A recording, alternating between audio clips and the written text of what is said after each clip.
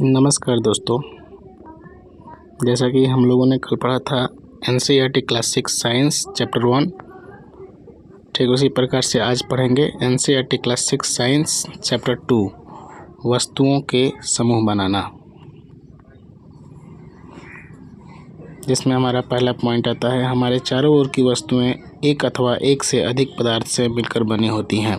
यह पदार्थ हो सकते हैं कांच, प्लास्टिक, लकड़ी, रुई, कागज़, पंख तथा मृदा। पदार्थों के गुण। दिखावट। पदार्थ प्रायः एक दूसरे से भिन्न दिखाई देते हैं। लकड़ी लोहे से भी बिल्कुल भिन्न दिखाई पड़ती है। लोहे तांबे से अथवा एल्युमिनियम से भिन्न दिखाई पड़ती है, परंतु फिर भी लोहे तथा एल्युमिनियम में कुछ समानताएं हो सकती हैं जो लकड़ी में नहीं पाई जाती हैं। धातु।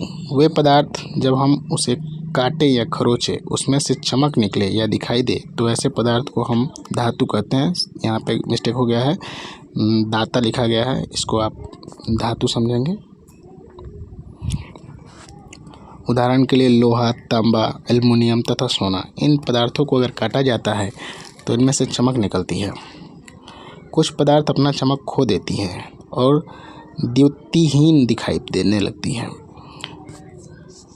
ऐसा इसलिए होता है क्योंकि इन पर वायु और नमी के अभिक्रिया के कारण जंग सा लग जाता है, इसलिए हमें केवल धातु के कटे या रगड़े गए जगह पर ही चमक दिखाई देती है।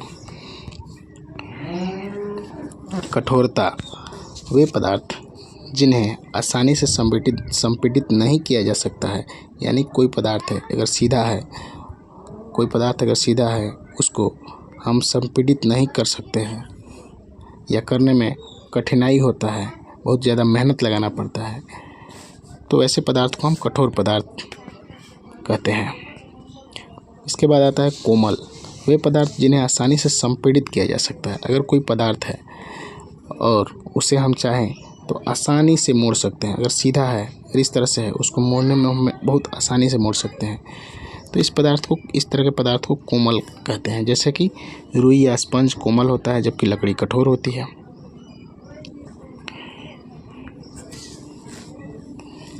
विलेय तथा अविलेय।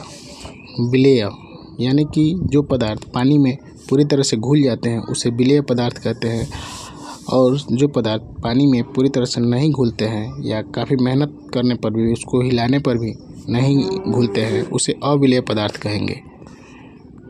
उसके बाद महत्वपूर्ण कुछ पॉइंट है।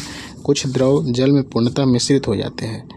कुछ द्रव जो होते हैं जल में पूरी तरह से मिश्रित हो जाते हैं, लेकिन कुछ पदार्थ ऐसे होते हैं कुछ समय छोड़ने पर मिश्रित तो नहीं होते हैं, परंतु पानी में ही अपना अलग परत बना लेते हैं। वस्तुएं जल में तैर अथवा डूब सकती हैं। जो जल में मिश्रित नहीं हो पाए वह पृष्ठ पर तैरने लगते हैं, अन्य वस्तुएं डूब जाते हैं। पारदर्शिता। पारदर्शिता में पारदर्शी होता है, एक होता है पारदर्शी। पारदर्शी यानी कि उन पदार्थों अथवा सामग्रियाँ जिनसे होकर वस्तु को देखा जा सके उसे पारदर्शी कहते हैं। जैसे कांच, जल, वायु तथा प्लास्टिक, इन सभी पदार्थों में से हम इसके पीछे के साइड को देख सकते हैं। वायु में अगर कितना भी तेज आंधी हो लेकिन उसमें हम देख सकते हैं। कांच है, कांच के इस साइड से उस साइड देखा जा सकता है, जल में भी देखा जा सकता है, तो ये पारदर्शी पदार्थ है। उसके बाद आता है अपारदर्शी। अपारदर्शी ऐसे पदार्थ जिसे होकर आप वस्तुओं को नहीं देख सकते हैं, इन पदार्थों को पारदर्शी कहते हैं। यहाँ पे थोड़ा सा मिस्टेक हो गया है, पारदर्शी हो गया है, यहाँ पे होगा अपारदर्शी।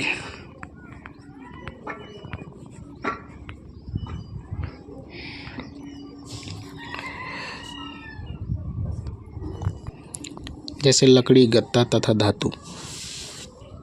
परभासी या पारभासी ऐसे पदार्थ जिनसे होकर वस्तु को देखा जा सकता है परंतु स्पष्ट नहीं देखा जा सकता है, यानी धुंधला दिखाई देगा या केवल एक धब्बे या धुंधला की तरह देखा जा सकता है, उन्हें परभासी कहते हैं। ये परभासी या पारभासी कहते हैं।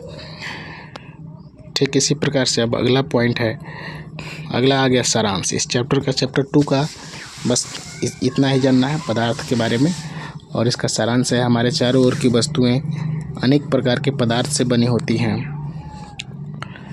अनेक प्रकार के पदार्थ से बने होते हैं। किसी दिए गए पदार्थ का उपयोग बहुत सी वस्तुओं के निर्माण में किया जा सकता है। किसी वस्तु को केवल एक ही पदार्थ से भी बनाना संभव हो सकता है अथवा उसे विभिन्न प्रकार के पदार्थों से भी बनाया जा सकता है। विभिन्न प्रकार के पदार्थ के गुण भिन्न भिन्न होते हैं। कुछ पदार्थ दिखावट में चमकदार होते हैं जबकि अन्य नहीं होते। कुछ खुरदुरे होते हैं तो कुछ अन्य चिकने। इस प्रकार कुछ पदार्थ स्पर्श करने पर कठोर लगते हैं तो कुछ अन्य कोमल लगते हैं। कुछ पदार्थ जल में विलेय होते हैं जबकि कुछ अन्य अविलेय होते हैं। कुछ पदार्थ जैसे कांच पारदर्शी होते हैं तथा कुछ अन्य पदार्थ जैसे कि लकड़ी एवं धातुएं अपारदर्शी होते हैं। कुछ पदार्थ परभासी होते हैं। पदार्थों को उनके गुणों में समानताओं तथा विभिन्नताओं के आधार पर समूह में बांटा जाता है। वस्तुओं को सुविधा तथा उनके गुणों के अध्ययन के लिए एक साथ समूहित किया जाता है। और इसी के साथ हमारा ये चैप्टर ख़त्म होता है। आप सभी इसे लाइक करें, शेयर करें, सब्सक्राइब करें और आगे की वीडियो के लिए आप लोग चैनल पर बने रहें। धन्यवाद।